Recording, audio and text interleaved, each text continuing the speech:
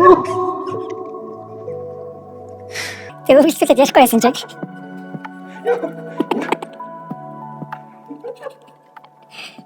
Айгууд. За бас. Нүүр алаалгах юм аа. За кино төгнөх зүйлийг инх эхэллээ. Тийм үү? Тий. За хөгжмийн талаар өнөөдөр хоёлаа ярина. За хөгжим бол кино урлагийн хамгийн чухал элементүүдийн нэг.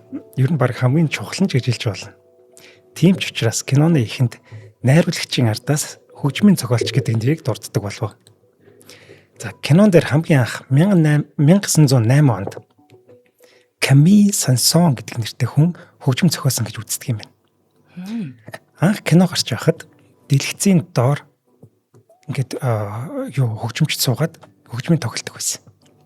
Бүр ерөөс төсөөлөгдөггүй ш саний. Одоо яг нэг дөөр балет энэ төр шүү дээ. Яг тэрэн шиг байсан байхгүй. Хажууд нь байсан юм шиг л авлаа. За дараа нь харин 1926 онд киноны дүрсний хажууд пенц тоглоулагч тавиад тэгээд ингээд синхрон тавиад ингээд гаргадаг болсон. Бүр сонгодог байсан юм шүү те. Тийм гоё байсан байна тийм. За ингээд кино урлагийн түүхэнд гайхалтай хөгжмийн зохиолчд маш олон бий. John Williams, Hans Zimmer, Alan Menken гэх мэт гайхамшигтай аялгауг зохиоч. За киног амлуулад үзэгч бидэнд гайхалтай тэр сайхан мэдрэмжийг өгдөг үнэхээр агуу хүмүүс байдаг. Alan Menken гэдэг бол Disney-ийн кино хөгжмийн зохиолч. Хамгийн их Оскартай хүн байхгүй. За харин өнөөдөр бидний ярих хүн бол эдгээр хөгжмийн зохиолчдоос тис өөр хүн баг. Энэ хүн хөгжмийг сонсоод л өмнө нь тэр хөгжмийг сонсоогүй хэрнээ энэ Ennio Morricone байна гэж таних боломжтой юм баг.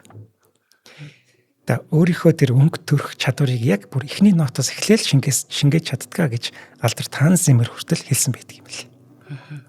За Ennio Morricone 1928 онд фашист Итали улсад хөгжимчний гэр бүл төрсөн баг. Ээжийг нь Libera Ridolfi, за аавыг нь Mario Morricone гэдэг. 4 хүүхэдтэй айлын нэг нь гинэ. Ромын төвд төрсэн баг. Аав нь мэрэгжлийн бүрээчин. За трампет гэхээр одоо бүрээл болж тарах болов гэж бодож байна. За цэргийн чуулгад тоглолдог. За тэр чуулга нь кино театрт бас тоглолтоо хийдэг байж. Ингээд одоо Марио маань хүүгээ 6 нас хүрэхдээ зэрэгцээд хөгжмийн наат зааж өгөөд өөрийн адил хөгжимчин болгох тэр эхлэлийг нь тавьсан байдаг юм байна. За тэдний гэр жижигхэн бягтрул бас байдаг гинэ. Бягтрул. Тийм. За пянц тоглоулж гэх юм. За арайч пянц тоглоулж биш. Гэтэ адилхан л пянц шиг л юм тоглоулдаг л та. За тэр одоо бягтруулаараа 2 дугаар Франко Чичаторе гэдэг дуурайг байнга сонсдог байсан. Тэгэд энэ дуурийн хөгжмийг дуурайж өөрөө ч гэсэн хөгжим бичиж эхэлсэн баг. 6 настай хүүхэд шүү дээ. За анх тэрээр ангийн дуу бичдэг байж. Анд явхад ийм аятай явах тохиромжтой гэдээ өөр сэтгэсэн байна. Гэхдээ жоохон том болоод өөрийн бичсэн хөгжмийг муухай байна гэд бүгдийг уурж хэлсэн баг. Жоохон хүүхэд хөгжим биччихэд энэ муухай байна гэж ялгаж танингуудаа тэрийг ураад хайчиж гин гэд боддоо. 10 настай баг шүү. За бид хэрэг хөгжим бичсэн бол тэрийг насаараа ярина үстэй тий. Би 6 настай ийм бичсэн хардаа харин тий. Гэтэл энэ хүүхэд цаанаа л өөр байсан. За энэ яхуу 11 нас хүрээд аавынхаа тоглолтог хөгжмийн зэмсэг за бүрээгээр бас хичээлж эхэлсэн байна. Ингээд 16 настайдаа л одоо энэ бүрээгээр бүрэн эзэмшээд одоо сургуулаа төгсөж чадсан гэдэг. Консерватор сургууль байхгүй. За маш багасаа Эхавиаста байсан учраас түүний нэр хаасайгүй сонсдог эхэлсэн гэнэ. Тэнд нэг өөрөө хөгжмөө зохиодог, бүрээ тоглолдог, аавтайгаа хамт тоглолт хийдэг бяцхан хүү байна. Тэр хүү бас тайзан дээр унтчихдаг сул талтай гинэ гэд ийм яриад дэгдсэн баг. Энэ бүр ингээд хөгжмөө тоглоог байж хат тайзны хажууд унтаал байждаг байсан. Тэгээд ийм одоо унтдаг хүүхэд гэдгээр алдартай болсон баг. Тэгээд унтж явахдаа аавдаа загнуулсан. Аав нь маш их тооцоотой, зарчимч хүн байсан. Гэтэ харамж биш шүү, тооцоотой хүн байсан. Нэг бүрийгээр насан туршдаа тоглосон. Хүүдээ анхных нь бүрийг авч өгөхдөө хүртэл хүний хэрглэж байсан бүрээ авч өгсөн гэдэг. Ингээд миний бүрээ намайг насан туршид минь та гэр бүлийг мань тэжээсэн юм. Чиний энэ бүрээ ч гэсэн чамайг насан туршид чинь тэжээх болно гэж хэлж ирсэн юм байна. За надтай адил аривч хямгац тооцоотой байгаарай гэж одоо сургаал альцсан энэ бол. За бяцхан Эньо хөө аавын хамт жижигхэн аав нь хамтлагтай тэгээд бяцхан Эньо тэнд бас тоглолт хийдэг. Тэд эхлээд германчууд тоглолдог байсан бол дайн дуусны дараа Итали, Америкуудад бас тоглолт үзүүлдэг байж. Тэр хэний өмнө тоглож байгаа нь чухал биш. Ерөөсө тоглож байж л өсөж өгөхгүй байсан гинэ. Хамгийн гол чухал нь. Гэхдээ ингэж тоглолт хийгээд тэдэнд цалин өгдөг. Зөвхөн хоол л өгдөг. Хоолны төлөө л тоглоно. Зарим хамтлагийн гишүүд нь урдаа жижигхэн тавг тавиад цэргүүдийг мөнгө болов гэж гуйддаг. Энэ нь гуйлг гуйж л гэсэн үг. Тоглолт хийж байгаа штэ тайзан дээр. Тэгсэн хэрнээ мөнгө гуйж байгаа байхгүй. Эньо эхэндээ хамтлагт нэг тоглоод байдаггүй. Харин аав нь л тоглоод байдаг. Манай Эньо маань сэлгийн цуудаг байсан юм байна.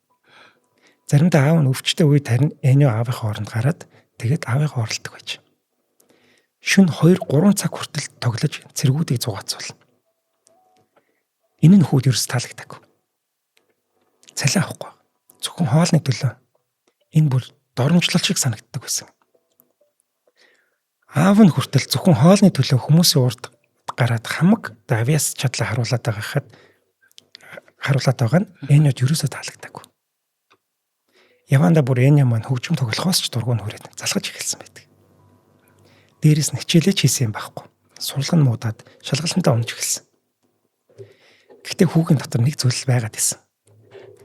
Хэдий сурлага муудаад байгаа боловч Эньо хөгжмөө тоглохдоо дүрмийн бус өөрийн дураар бас нэмж хасаад тоглодог болсон баг. Багш нь түүний энэ чадварыг маш хүндэлжсэн гинэ.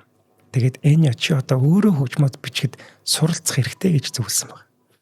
За манай хүн ч гэсэн энэ зөвлөгөөг нь дагаад тэрээр өөрөө хөгжмийн зохиолчийн хичээлд суухын зэрэгцээ дэлхийн шилдэг хөгжмийн зохиолчдын хөгжмийг сонсоод тэр болгоноосоо суралцж эхэлсэн баг.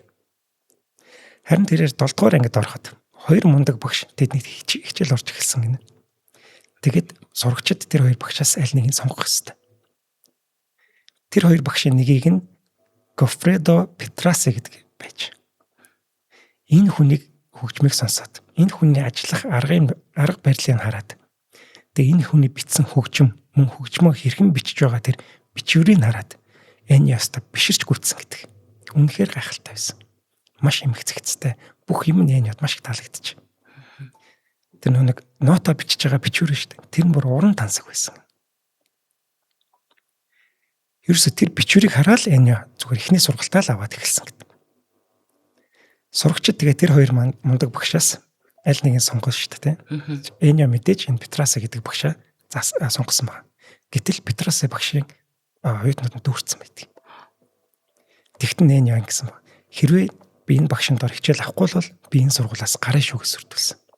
Тэгээд мэдээж авиаста хүүхдээ юу гэж алдахгүй Петрасигийн дор оруулж чадсан байна. Тэгсэн чинь тэр ангийн сурагчид бүгдээрээ төгсөрсөн юмтд байж. Маш чадварлаг. Тэн чинь хөгжмийн зохиолчийн анги шүү дээ, тийм. Маш мундаг хүүхдүүд. За ангийн хүүхдүүд анх удаа Эньо хараад их сандраад бие бариад өөрийгөө их жижигхэн гэж мэдэрсэн. Ядч хахад манай хүн чинь бүрээ тоглодог штэ, тийм. Бүрээ тоглоод хөгжмийн зохионо гэдэг маш хэцүү. Паржигнал энэ гэсэн үг шүү дээ. Төгөлдөр уур дээр ч юм уу, хийл дээр ч юм уу өөрөө ч магадгүй. Төгөлдөр уурчиг чанга хөгжим учраас тийм маш төвөгтэй байх нь. Бүрээ их чанга хөгжим учраас аа. Тийм. Гэдэг чинь нэрэл бодохгүй та бүрээ бариад хөгжим зөхөөд маш их хэрч хүч зарцуулна, чангаж дуурна, тохиромж өгөх. Хэрэгтлгоо дүүртэл юм болох юм байна ер нь тийм. Бүх амьсгаан ингээ гарч байгаа гэж байна. Мам онаширгээ тоглоход л тэрч байгаа ч болно шүү дээ. Тэгээд нэг бүрийн хүүхдийг ангийнхан жоохон бас гадуурх шинжтэй байсан. Гэтэл багшийнх нь өгсөн анхны даалгавар Эньог бүжиглэж сур гэсэн баг. Хөгжмийн зохиолчийн хүүхдэд. Ингээд Эньо мэдээж багшийн даалгаврыг биелүүлсгүй яах вэ? Бүх төрлийн бүжгийг бүжиглэж эхэлсэн. Бүжиглэж сурч байгаа. Тэгэд багш нь яг энүүгээр юу заах гэдгийг анхандаа ерөөсөй ойлгоогүй. Тэгэд маш хууртай байсан. Багш бас намайг гадуурхаад байна гэж бодоод. Тэгээ ангийн хүүхдүүд нь бас тэгж бодож байсан. Багш ер нь энэ Эньог нэг л тоохгүй гадуурхаад байна да. Бараг шоглоод байна да тийм гэж бодсон. Хөгжим зохиох гээд ирсэн чинь бүжиглүүлээд байгаа хинч та бас сонир санагдчих шүү дээ тийм. Харин хэдэн сарын дараа багш нь гинтл Эньод хөгжмийн хичээл зааж эхэлсэн байдаг. Яагаад тэгэхээр Эньо ямар үед зааж эхэлсэн гэхээр Эньо бүжгийн хөдөлгөөнүүдэд ямар ч алдаагүй хийдэг болсон тэр үед нь багшинд хөгжим зааж эхэлсэн. Багш нь түүнийг тоогоогүй биш байж. За хитрхи баг болохоор нь алдаа гаргахгүй болгож сургаж байсан тэр гин. Багш нь ингэж байсныг Эньо олж мэдээд маш их баярлсан гэдэг. Үнэхээр багш хүний нэг санаа тий арга барил үнэхээр гоё юм. Ингээд багш нь Эньод Ричард Кар гэдэг зүйлийг тайлбарлаж өгсөн байна. Чи Ричард Кар болох ёстой гэдэг даалгавар бас өгч. За Ричард Кар гэдэг нь олон хөгжмийг олон аялгауг холиод нэг аялгау болгох тийм техник юм байна. Тэгээ багш нь өөрөө бас энүүгээрээ тоглолдог. Энд бас их дуртай юм гинэ. Тэгэд хамгийн мундаг шаваа өөрийнхөө ардаас явуулж байгаа энэ юм бэл. Багш хүн ер нь хараал мэдсэн юм байна тий. Тэгээд яаж ажиллавал болох уу гэдгээ өөрөөр үзэж байгаа юм байна л та. Ямар гоё. Тэгэд энэ техникээ зааж өгсөний дараа Реньо энийг бусад хөгжим зохиолчтой хөгжмөө сонсоод өөртөө ч гэсэн маш их таалагдчих.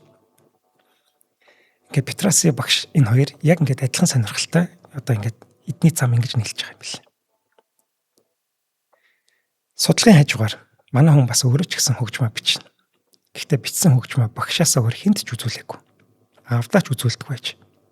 Өрөөндөө ороод л чимээг бүхэн дотроо нөх хөгжмөө ихшгэлүүлээл тэгэл нота бичнэ. Энэ бас амар том чадвар. Хөгжмөө дотроо ургуулсан бодож шít. Харин тийм байна тий. Тэгээ ядж байгаа төгөлдөр арай сураагүй байх. Тэгээ бүрээгээр үлээгээд байвал ааван сонсч шít те. Тэгээ авд ерөөс үзүүлэхгүй.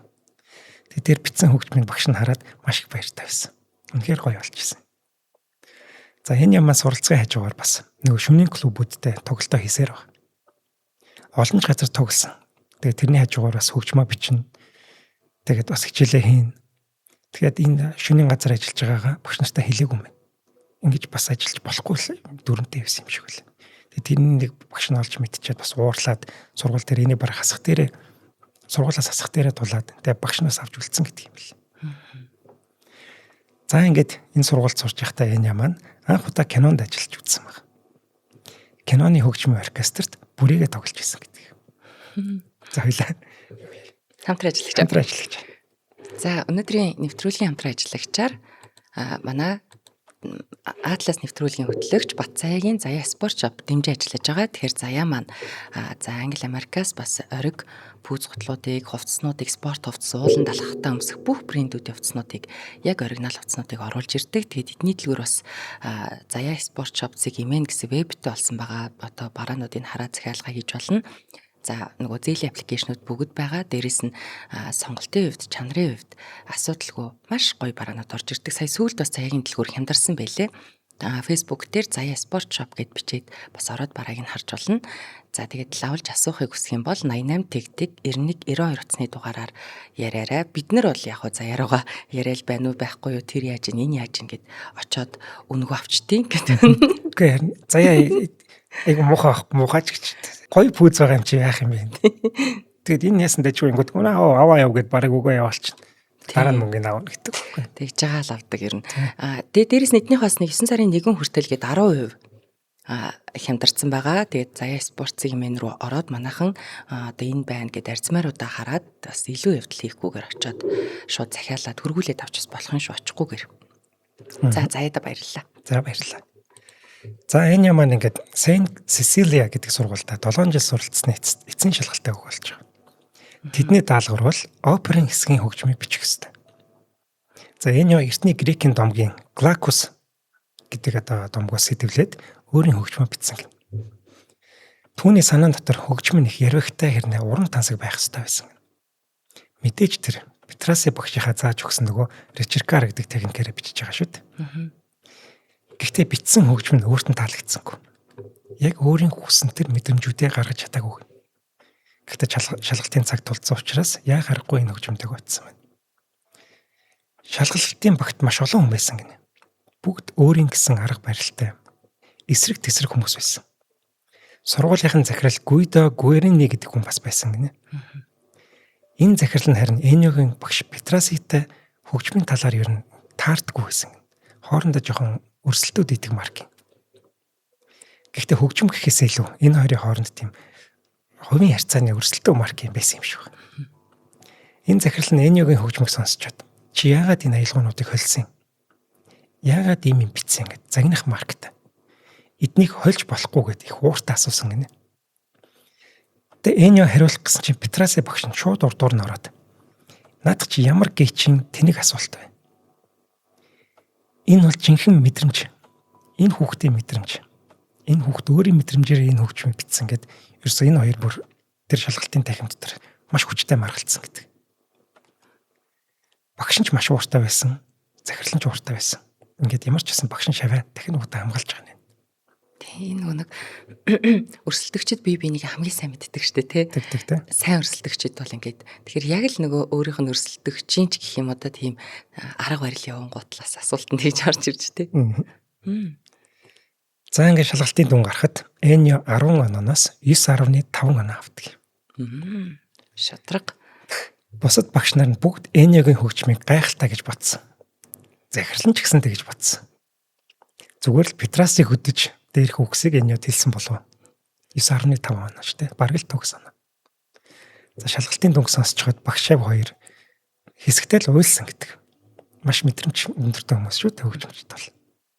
Хайртай шав нь бараг төгс оноо аваад харин шав нь өөрөө мөрөөдлөө биелүүлэх эхний алхам амжилттай болсон учраас энэхүү сэтгэл хөдлөлөө барьж чадаагүй болов. За сургуулаа төгссөний дараа багш нь манай хүнд сургууль дээрээ багшийн ажил олж өгөхөөр бас ярьж ирсэн юм байна. Гэхдээ тийм боломж гараагүй гинэ. Учир нь энэ сургуулаа төгсөөд шууд цэрэг татагдсан юм бэл. Энэ дээрээ тарин манай хүн маань шууд л цэргийн хөгжмийн ангид хуваарлагдсан. Мөн энд байхдаа тэрээр өөрийн эхнэр Мария Травиатагаа танилцаад тэгээд тэд 1956 онд хурмаа хийгээд 2020 он хүртэл 64 жил хандлан сонсон. За ингээд сургуулаа төгсөөд эхний жилүүдэд Эньо ажилгүй, эхнэр нь нэг намд ажилдаг. Тэдний амьдрал их тарчигхан байж. Гэтэл нэг өдөр эхнэр нь манай хүнд хэлэхгүйгээр түүнийг Рай сүлжээнд ажилд оруулсан байдаг. Рай гэдэг нь телевиз, радиогийн сүлжээлтэй манай үндэсний телевиз шиг.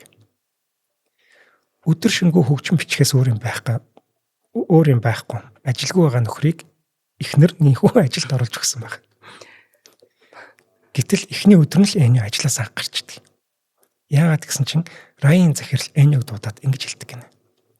Чамд энд ирээдүй байхгүй. Манайх нэг дүрмтэй. Манай ажилчид өөрсдийн хөгжмөө энэ сүлжээгээр нэвтрүүлэх хэрэггүй байдгаа гэж хэлсэн баг. Гэтэл Эньо ч өөрөө хөгжимчин хүн. Өөрийнхөө хөгжмийг тогломоор шүү дээ. Гаргамаар шүү дээ. Гэтэл тийм боломж байхгүй. Тэгэд би энд юу хийх ингээд шууд ажилласаа гарчиж байгаа. Түүний ч зүг байсан. Ер нь Эньог бид маш гоё аялгуулаг тийм гоё аялгау бичдгийг мэдэн шүү дээ хөгжим бичдгийг. Тэгвэл Раяас гарсны дараа тэрээр нэг хэсэгтээ нэг сонио хамтлаг байгуулсан гэнэ. Ерөөсө хөгжим биш. Зүгээр л янз бүрийн хөгжмийн зэмсэг. За дээрэс нь янз бүрийн эд зүйлсээр янз бүрийн аваа гаргадаг ийм хамтлаг гэнэ. За энэ тал нэг юм шилжтэй тий. Зүгээр л нүдэн гэсэн үг. Ямар нэг юм сонин аваа шаржигнуулна гэсэн үг. Бичгийн машинаар товчно гэсэн үг. Энүүгээрээ тэгэд хөгжим болгож тоглолдог байсан байхгүй. Бараг хамтлагийн гишүүд тайзан дээрс юу ч хамаагүй хийж идэг л ийм хамтлаг байсан ба. Үүний хажуугаар Эньо Моноос Quartetto Cetra гэдэг жаз хамтлагийн хөгжмийн найруулгыг хийдэг байж. Энэ хамтлагт бас нэг ТV шоутай байсан юм байна. Тэгээ энэ шоуун дээр бас манай хүн хөгжмийн найруулга хийдэг. Тэгээ хамгийн сонин нь энэ хүмүүс зөндөө олон дуу дуулдаг заяа. Гэхдээ яг бичлэгт орохын өмнөх өдөр Эньод тэр дуунуудаа хэлдэг гинэ. За маргааш энэ энийг дуулна. Энэ дээр хөгжмийн шин найруулга хэрэгтэй байна гэждэг. Ямар сони. Харин тийм. Тэгээд өглөө гэхэд нөгөө хөгжим бэлэн байх хэрэгтэй шүү дээ. Эньост шүнжэнгөөс суудаг байсан. Маш хурдтай ажилд сурсан. Тэгээ бүгдийн толгойд ургуулan боддог шүү дээ. Тэр чадвар нь ч сайжирсан. Гэхдээ хамгийн харамсалтай нь Эньо шоу ингээд цацагдан шүү дээ. Тэгэхэд энэ чи Эньог нэр байхгүй. Нэр дурдагддаг байж. Харамсалтай. Гэхдээ энэ ажлын түнд маш их чадварыг сургасан байна. Ингээд байж байтал нэг өдөр RCA гэдэг студийнхнээс Эньо дээр ирсэн баг. Тэд нэгэн дууны найруулга хийх хүсэлтэй байсан гинэ. Энэ студид бараг л дампуурах шахаж исэн студ байсан юм байна. Ингээд сүүлийн сумаа тавих зорилгоор нэгэн дуучны шин дууны найруулгыг манай Эньогоор хэлүүлэхийг хүссэн баг. Тэгээ Эньо ч гэсэн зөвшөөрсөн. Ингээд шин дууны найруулгыг энэ шин дууныхын найруулгыг өмнө нь Итали улсад хинч ашиглаж байгаагүй тэр техникийг ашиглаж хийсэн баг. Дуундаа лаазны чимээ оруулж өгсөн. Өмнө нь италичууд ийм хөгжим сонсч үзээгүй. Став цааш нь үзэгдэлүүлээд италичууд чи яж хахад маш гоё хөгжмөлөг ард юм шүү дээ. Маш гоё аялгуулаг тийм үү. Дуучин нь хүртэл Эньогийн найруулгыг сонсоод ингэж байж болдгийм үү гэд дуулахаас хүртэл айжсэн баг.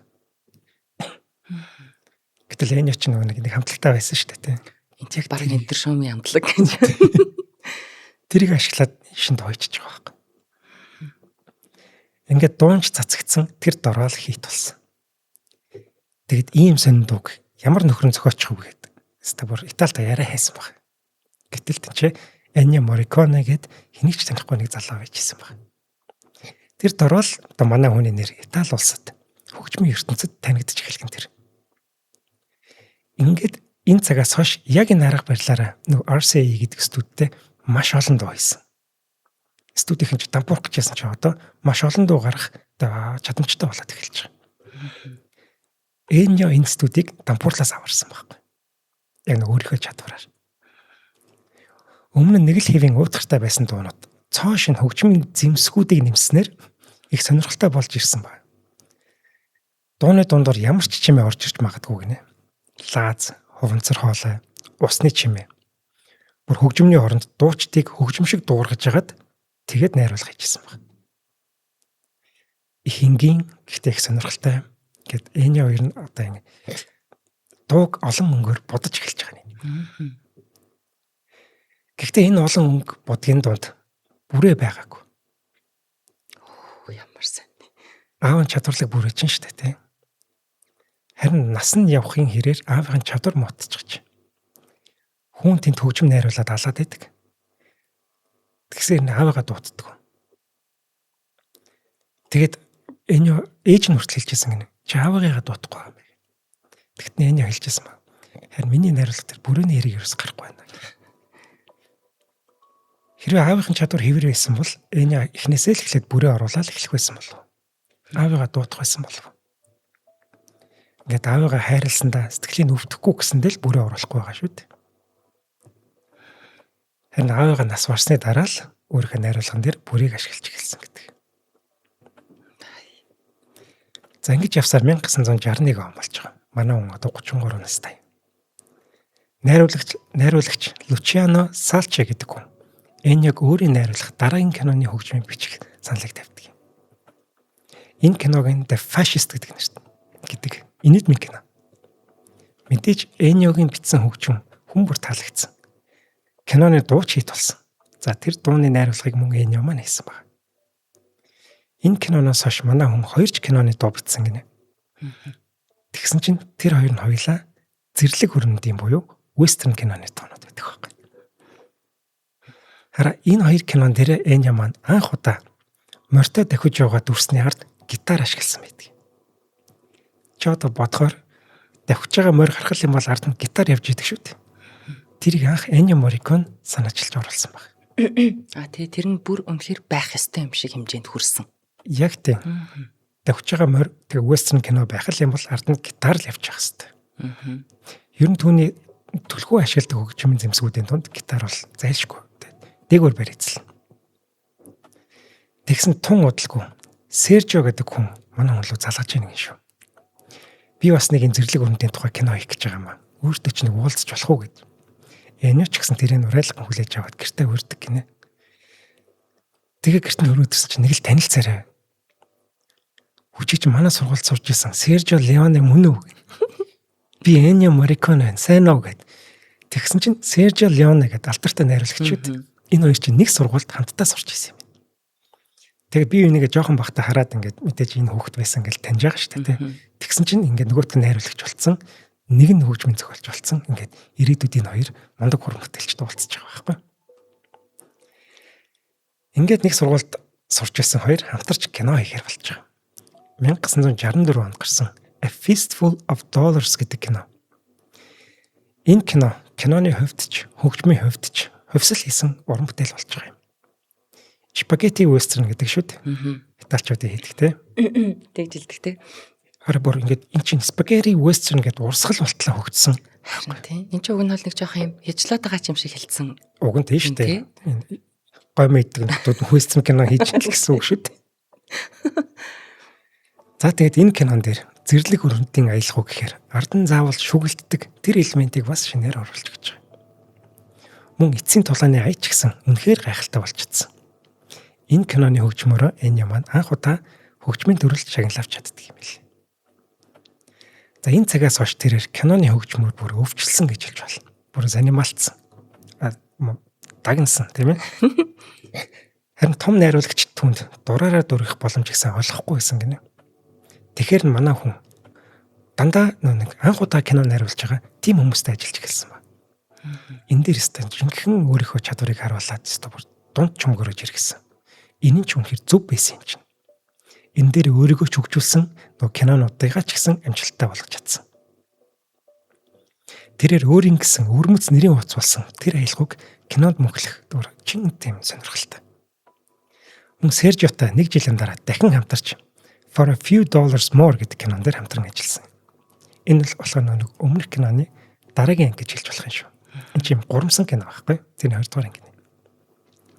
Энэ киноны дараа Сержио Леоне Эногийн хөгжим энэ барууны кинонууд төгс тохирох юм байна гэдгийг ер нь ойлгосон баг Сержио. Үзэгчид ч гэсэн түүнд дуртай байна. Тэр өөрийн гэсэн сонсогчтой болчих гэдгийг Сержио ойлгосон.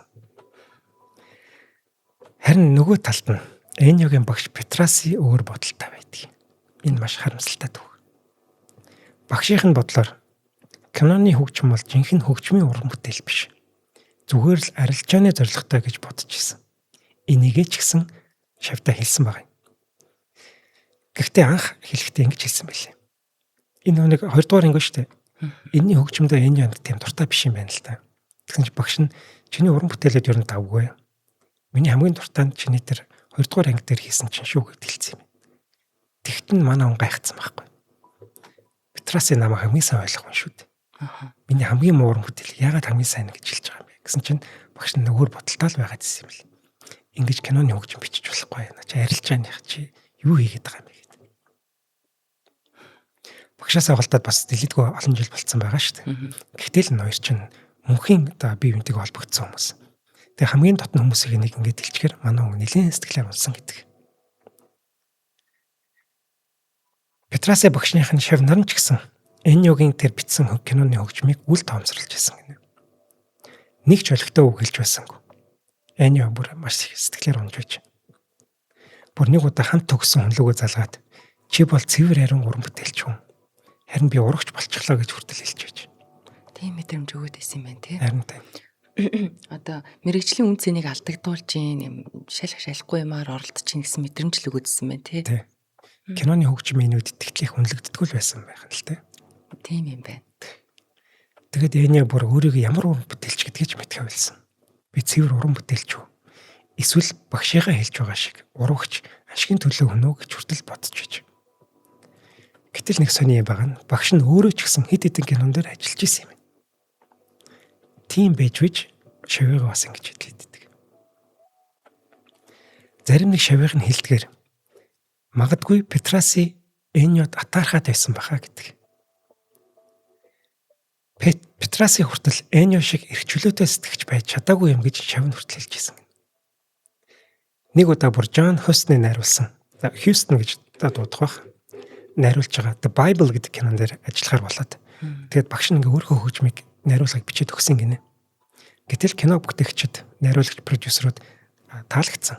Гэтэ яг төгс зөгцсөн уу гэвэл үгүй зүгээр ингээд ямар ч таалсан юм байна. Тэнгүүтээ Эньо дээр очдөг байхгүй. Ийм кино хийх гэж байгаа маа. Чи энэ дээр нэг хөгжим бичээд өгөөч.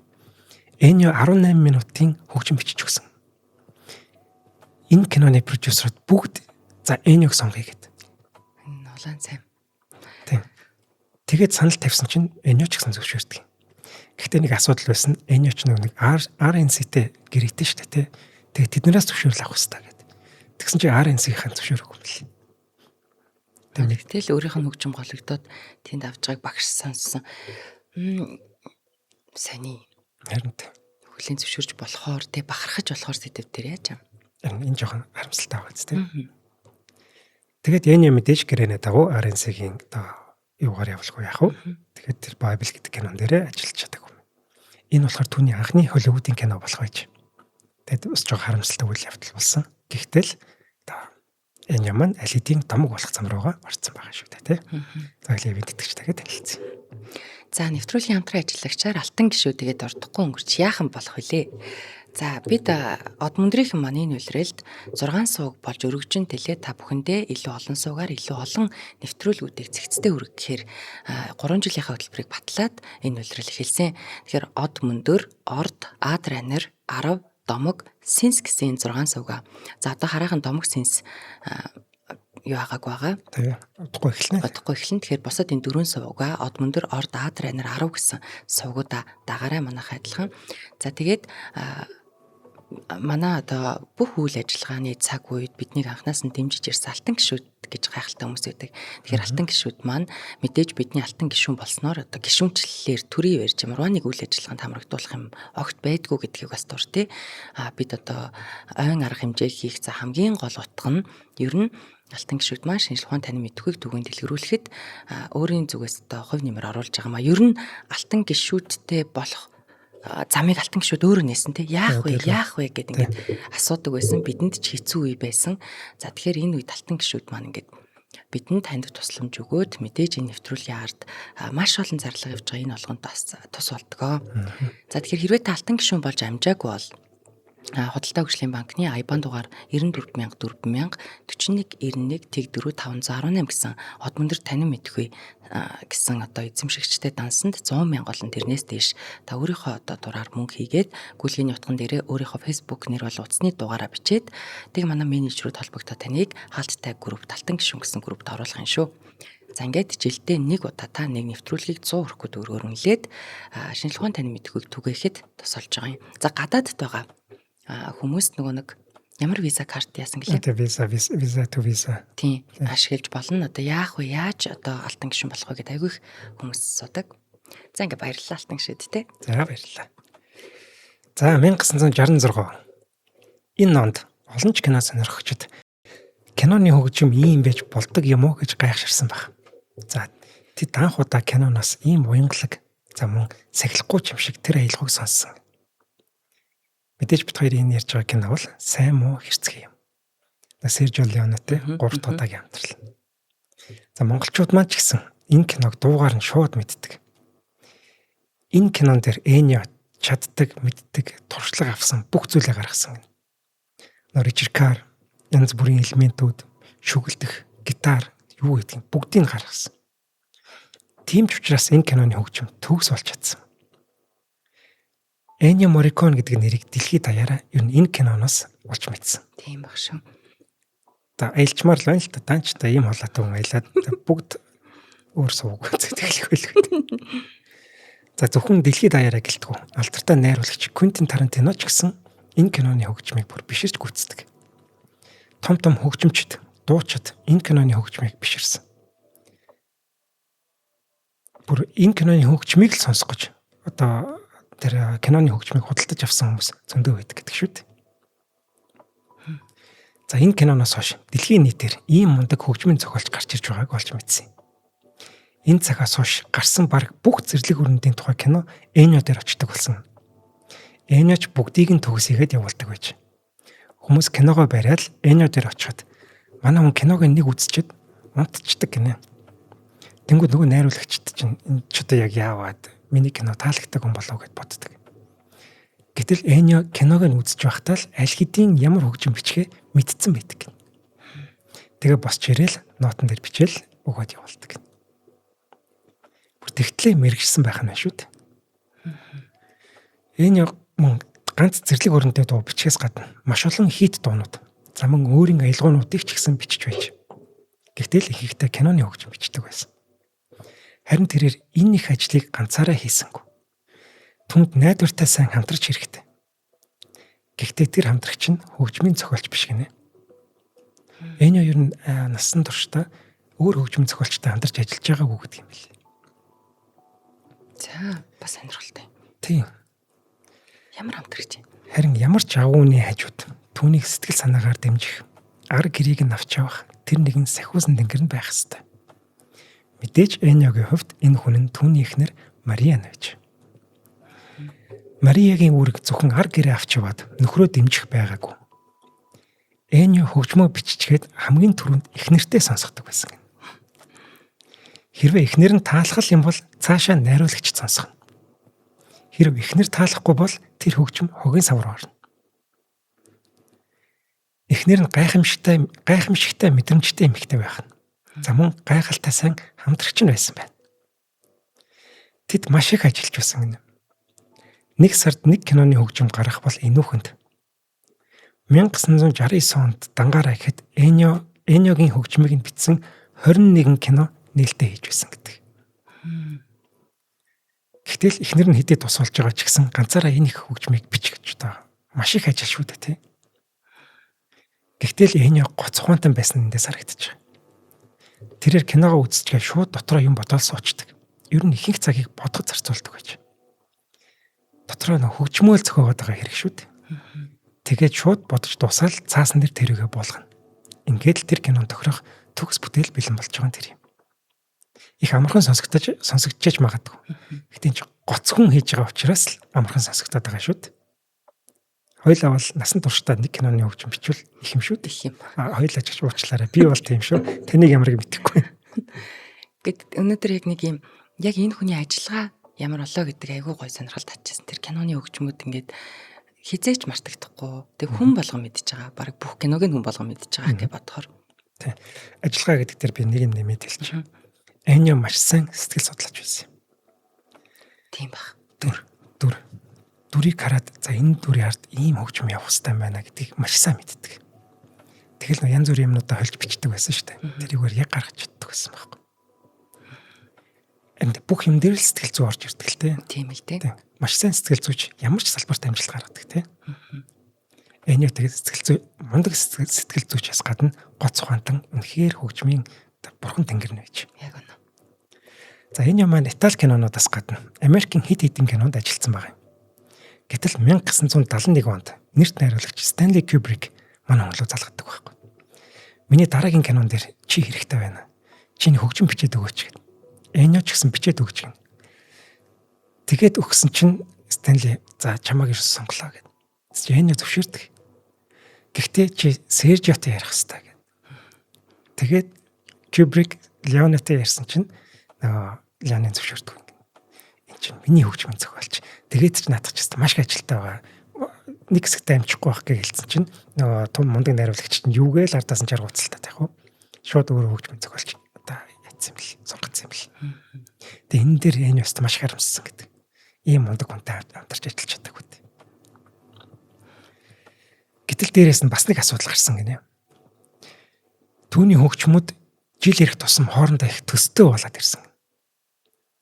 Зарим түүнийг нэг хөгжмийг 3 кинон дээр ашигласан байна гэж хүртэл шүүмжилж байсан баг.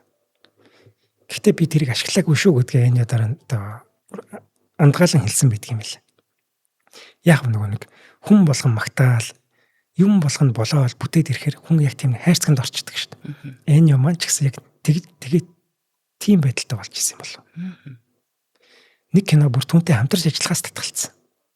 Тэр киноны найруулагч Энио дээр ирээд чи хэрвээ энэ чигээрээ үргэлжлүүлэн ажилласаар байвал чи ирээдүйд ажил олж чадхаа болно шүү гэж хүртэл анхааруулсан баг. Энэ үнэн байсан гинэ. Мэдээж урлаг. За тэр дундаа кино урлаг.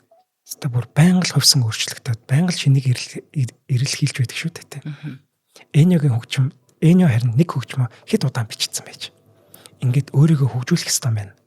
Би өөрийгөө энэ хайрцагнаас гарах ёстой байна гэд шууд ойлгосон баг. Үнэхээр ч тэгж чадсан. Шин төвшөнд гарч чадсан. Тэрээр одоо нөгөө олон янзын аваа гаргадаг хэрэгслүүд биш. Харин жинхэнэ хөгжмийн зэмсгийг төлхөө ашигладаг болсон. За мөн түүний хөгжим үнэхээр уянгалаг болж ирсэн гэнэ. 1978 онд найруулагч Теренс Малик гэдэг хүн Энио тандаад Days of Heaven гэдэг кинон дээр хамтарч ажиллах санал тавьдаг. Энио энэ найруулагчийг үнэхээр их хүндэлдэг байсан учраас урилгыг нь тэр дорн зөвшөөрөөд шинэ кинонд нь зориулаад 18 өөр төрлийн хөгжим бичиж өгсөн. Энэ ажлаараа тэрээр анх удаага Оскарт нэр дэвшиж чаддаг. Өмнө нь олон ч гайхалтай хөгжим бичсэн боловч энэ ашиглалт нэр дэвшиж чадаагүй шүү дээ. Харин их сайн. Харин тэр өөрчлөлт Эниог шин төвшөнд тавьсан энэ баггүй. Яг цаг нь болно гэж ярьдаг шүү дээ. Түүний барьж чадал нь одоо тэр хэмжээнд хүрч байгаа ч байж магадгүй. Тэгээд ч Оскар дэвшсэн байж магадгүй. Гэхдээ л өөрийгөө өөрчилсөн дараа ямарч байсан дэвшиж чадсан юм шүү. Ингээд төд удалгүй Эниогийн байнгын хамтрагч Сержио Леоне манай хүн рүү залгаад найзад нэг киноны санаа байна. Би шинэ кинонд pan flute буюу цоор хөгжим, цоорл гэж орчуулах болов. За. Цоорыг бүтэн киноны турш ашигламаар байна. Чи тийм хөгжим бичээд өгөөч гэж гуйсан гинэ. Тэгсэн чи Энио тэгж одоо хөгжим бичиж болно. Гэхдээ би тэр хөгжмийг зөв үед нь ашиглая. Тэгээд бид тэр зөв үеийг нь заавал олох болно гэж хэлсэн гинэ. Харин юуны тухай ямар кино хийх гэж байгаа вэ гэж асуухад нь Сержио Леоне өөрийн дараагийн кино болох Америкт нэг удаа Once Upon a Time in America гэдэг киноны тухай ярьж өгсөн. Гэтэ зүгээр ч нэг би ийм кино хийх гэж байгаа гэд плот ярьж өгөөгүй. Бүр хэсэг бүрийг маш нарийн ярьж өгсөн. Бүр ямар хаанаас яаж зураг авах, фреймээр нь кадраар нь ярьж өгсөн баг. Юугаар л гэсэн үг шүү дээ. Хялсаар нь гэсэн үг тийм. Бүр бүгдийг нүдэнд харагдтал киноны зургийг тэр чигээр нь ярьж өгсөн баг. Тэгэхэд энэ зохиол дээр гайхамшигтай хөгжмөл бичих ёстой гэдгийг Сержио мэдчихэж. Тэгээд тэрийг нь Энио бичих чадна гэдгийг бас мэдчихэж. Тэгээд тэр хөгжим энэ зохиолыг бүрэн амьлуулах ёстой. Тэр хөгжим өөрөө энэ зохиолын нэг хэсэг нь байх ёстой гэж Сержио бодсон баг. Эниоч найзынхаа тэр хүссэн хөгжмийг нь өгсөн. Энэ кинон дээр зохиосон Эниогийн хөгжим жүжигчдийн яриаг орлож үзэгчдтэй ярьж чадчихсан. Тэр хөгжмийг сонсоод үзэгчд тэр дүрийн дотор юу болж байгааг хэлээд өгсөн юм шиг л мэдэрчсэн. Яг үнэ. Тэр бүх аялгау хөгжим төгс төгөлтөр. Энэ зүгээр нэг киноны хөгжим байгаагүй. Энэ бол сонгодог тооцогдох урлагийн бүтээл байсан. Энэ хөгжимгүйгээр энэ киног төсөөлхийн аргагүй шүү дээ, тийм. Мөн тэр жүжигчдгүйгээр энэ киног төсөөлхийн аргагүй. Жүжигчд ч мундаг байсан. Тэгсэн чинь зураг авалтын үеэр Эниогийн бичсэн хөгжмийг ард нь тоглоулаад исэн юм. Жүжигчдийг тоглож явах туу. Тийм. Роберт Де Ниро бүр энд үнэхээр баяртай байсан. Тэр биш дээ, тэр хөгжим энэ жүжигчдийг жүжиглэхэд бүр хөглж байгаа байхгүй юу? Бүр тийм. Бараг дүрийн шугамын нөгөөд шүү дээ. Яг тэгсэн. Үнэхээр гоё арга барил байсан. Бүр маш зөв байсан баг. Би түрүүн нэг бичлэгийг үзлээ л дээ. Тэгэхэд биш дээ, яг хөгжим тоглогдоод Роберт Де Ниро ингээд тоглоод эхэлж байгаа байхгүй. Тэг тэр хүн жүжиглэх шаардлага байхгүй. Зүгээр л яг юу мэдэрч байгаа тэрийг л гаргаж байгаа байхгүй. Хараа энэ зургийн талбай дээр инээж байгаа хүн байгаагүй. Жүжигчд, зургийн багийнхан бүгд тэр хөгжимд автаж байгаа байхгүй. Уг нь киноны хөгжим чинь зүгээр л те. Санаа гарвал те. Бэлэн болцсон киноны тэр юунуудыг үзээлтэй зургийн одоо монтажийг хараал тэгэл за энд нэг юм ая тэдэс тэдэн секунд гих байтал энэ хүн бол зүгээр арын хөгжим гэдэг ойлголтыг аваа ичиж те тэрүүгээр хөглөгдөд ёо үнэхээр гоё чи тэр бичлэгийг үзэрсэн. Тэр бичлэгийн нэстэ үзег юм. Яг киноныхын дуунуудад бол амар дуртай тэр нэг эмхтэй хүний хоолой яваалгаа ямар ч үггүй үнэхээр тасархаа гэдэг чинь байхгүй. За энэ киноноос хойш Эниог ойлгохгүй байсан, түүнийг шүүмжилж байсан хүмүүсийг одоо бүр Энио тэр чигээр нь бодлоо өөрчилсөн. Энэ киноны хөгжмөөс хойш Энио Морриконе гэдэг нэр хөгжмийн ертөнцид, за кино урлагийн ертөнцид домг нь болж үлдэж чадчих. Киноны хөгжмийн зохиолчдын олон нийт ер нь киноны хөгжмийн зохиолчдыг олон нийт хэр сайн мэдэх вэ? Бас сайн мэдэхгүй шүү дээ. Мэдэхгүй шүү дээ. Мэдээж хамгийн шилдэгүүдийг нь л мэднэ. За тэгвэл тэр хүмүүсийн хамгийн түрүүнд Энио орхон гарцаагүй. Төрчин дугаараар хэлжсэн шүү дээ. Хаан Симэрийг дараа нь ярина гэдэг. Тэг би чи Хаан Симэрийг бэлдэж чаад юу чинь Эниог ярих хэрэгтэй шүү дээ. Энио чинь тэр орой дээр нь байх хэрэгтэй шүү дээ гэд би Хаан Симэрийг доошлуулсан байгаа шүү.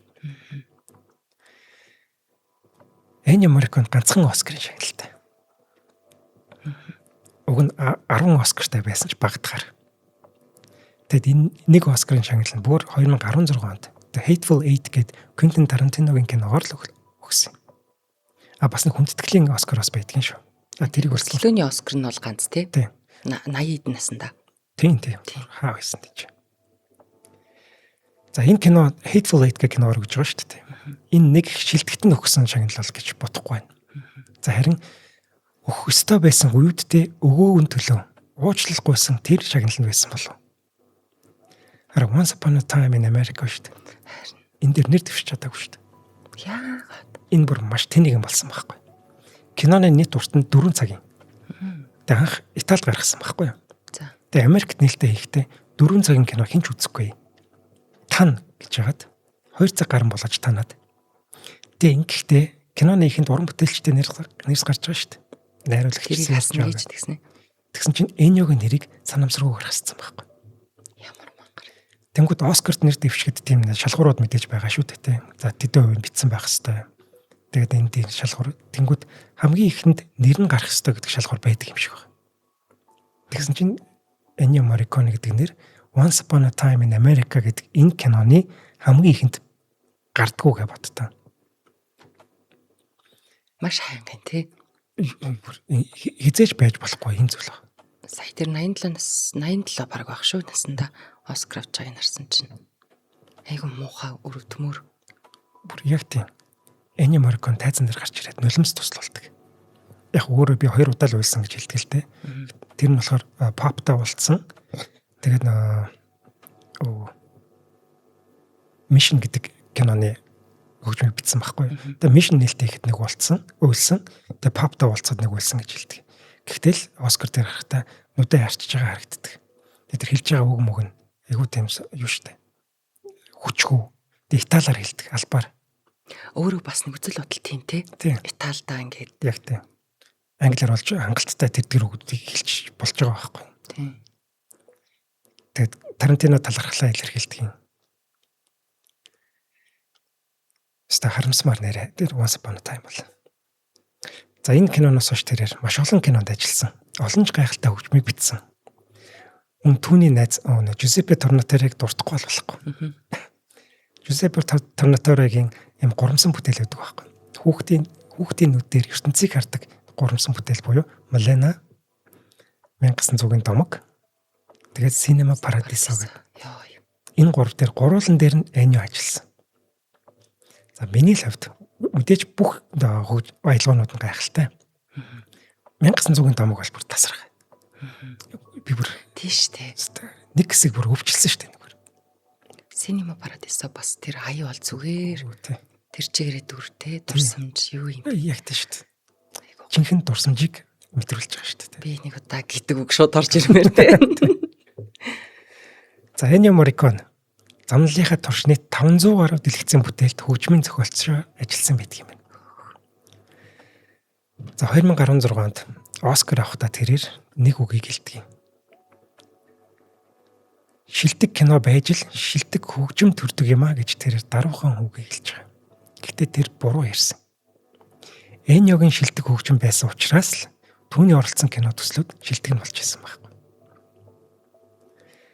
За энэ домогт уран бүтээлч маань 2020 оны 7 сарын 6-ны өдөр 91 наснда ертөнцийн мөнх бусыг үзүүлдэг. Түүнийг нас барсан өдөр нь төрсөн Ром хотод нутаглуулж. Түүний оршуулганд зөвхөн гэр бүлийнхэн дотны найзууд нь л ирсэн. Тэрээр нас барахаас өмнө том сүртэй оршуулга хэрэггүй шүү гэж загсан байсан. Мөн Ромын пап Францис Ennioгийн эхнэр Мариятай уцаар яриад эмгэнэл илэрхийлсэн байдаг. Оршуулах эслийн үеэр Ennioгийн 1986 онд зохиосон тэр The Mission гэдэг киноны хөгжим нь ашиглаж байсан юм билээ. Өөрөө энэ хөгжмөд хамгийн хайртай. Яа нэг юм хөгжмөнтэй учирсан надад мэдрэмж өгсөн түүхүүд гэж байна шүү дээ тий.